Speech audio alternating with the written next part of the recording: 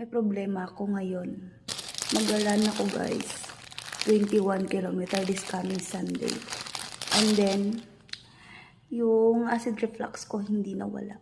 Kapon kasi kumain ako ng karne. And then, parang hindi ako natunawan. Tapos, nung tanghali, kumain kami sa isang restaurant. And then, nag-order ako ng wonton soup lang. And then, nilagyan ko siya ng maraming sili. Kaya nag-trigger siya. So, hanggang ngayon guys, as in, parang nagbo-burn na siya. Yung, alam mo yun, yung feeling mo na ang sakit na ng puso mo. Yung ganun guys, na parang umaakyat na siya. Tapos, hirap ako magdigay.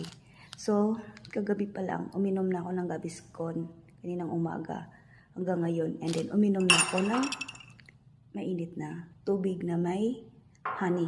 So, ang hirap talaga pag meron kang acid reflux. Eto guys, bira lang naman tong umatake sa akin. Kumbaga, umatake.